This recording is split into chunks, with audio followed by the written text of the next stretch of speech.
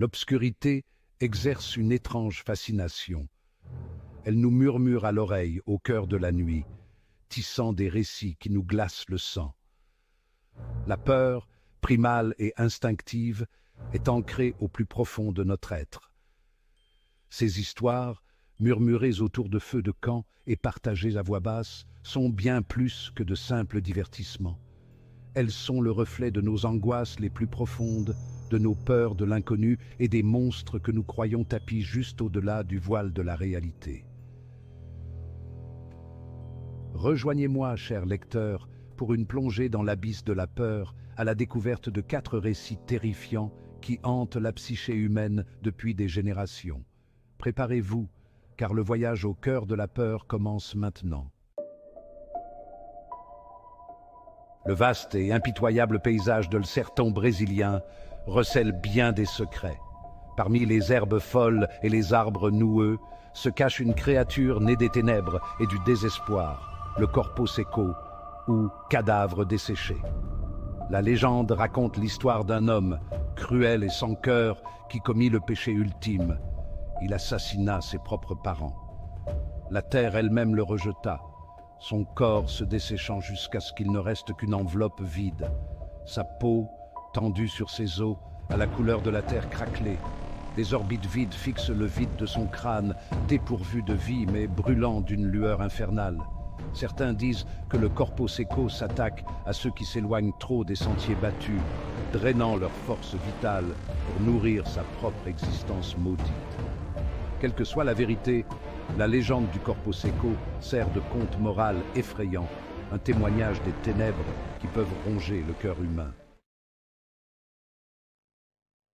Au cœur du Japon, au milieu des rues animées et des néons, circulent des murmures d'une horreur différente. C'est l'histoire de la poupée Marie, un conte d'innocence corrompue et d'une hantise qui transcende le voile de la mort. Tout a commencé simplement lorsqu'une jeune fille a reçu en cadeau une magnifique poupée en porcelaine. La poupée, vêtue d'une robe blanche immaculée et ornée d'un ruban rouge vif, a été nommée Marie. Au fil du temps, d'étranges événements ont commencé à frapper la jeune fille et sa famille. Des murmures semblaient émaner du coin de la pièce où se trouvait Marie, devenant de plus en plus forts et insistants chaque jour. Une voix rauque, à peine audible à travers le silence, prononçait une seule et même phrase glaçante: « J'arrive ». Désespérés, ils décidèrent de se débarrasser de la poupée, la croyant être la source de leurs tourments. La légende de la poupée Marie nous rappelle que même les objets les plus anodins peuvent devenir les réceptacles de quelque chose de sinistre.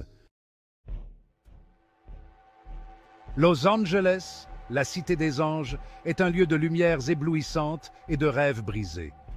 Au milieu du glamour et des paillettes, une obscurité couve au cœur de la ville, incarnée par le tristement célèbre Cecil Hotel. Construit dans les années 1920, le Cecil Hotel a été le témoin d'une litanie de tragédies et d'horreurs, gagnant la réputation d'aimant à âme perdue et à damnée. Au fil des décennies, ces couloirs ont résonné des cris des victimes de meurtre, des pleurs désespérés des victimes de suicide et des murmures glaçants de phénomènes inexpliqués. Des tueurs en série ont parcouru ces couloirs, attirés par son aura de désespoir, comme des papillons de nuit par une flamme. Mais le cas le plus troublant est peut-être une jeune étudiante canadienne qui a disparu entre les murs de l'hôtel en 2013. Sa disparition, filmée par les caméras de sécurité de l'hôtel, reste un mystère effrayant à ce jour. Le Cecil Hotel est un sombre témoignage des ténèbres qui peuvent ronger le cœur des vivants comme des morts. Les vastes et impitoyables marais de Russie recèlent bien des secrets. Sous le silence pesant et la brume omniprésente se cache une créature cauchemardesque. Antsibal, l'esprit démoniaque des tourbières. Né des âmes de ceux qui ont trouvé la mort dans les eaux troubles, Antsibal est une créature de pure malice, se délectant de la souffrance des vivants. On dit qu'il prend de nombreuses formes, changeant et se transformant comme la brume elle-même. Certains le décrivent comme une silhouette humanoïde grotesque, à la chair putréfiée et couverte de vases. D'autres prétendent qu'il apparaît sous les traits d'une belle jeune fille, attirant les voyageurs sans méfiance vers leur perte. Ceux qui entendent son appel sont attirés par les marais, leur esprit obscurci par une envie irrésistible de pénétrer dans la brume. Les légendes d'Antsibal se transmettent de génération en génération chez les Russes, rappelant les dangers qui guettent dans l'inconnu. Les histoires que nous nous racontons sur l'obscurité sont bien plus que de simples divertissements. Elles sont le reflet de nos peurs les plus profondes, de nos angoisses et des choses que nous préférons ne pas affronter à la lumière du jour. Le Corpo Seco, le monstre desséché de sertão brésilien, en est un parfait exemple. Son existence même est une punition, une manifestation physique de la culpabilité et du prix du péché.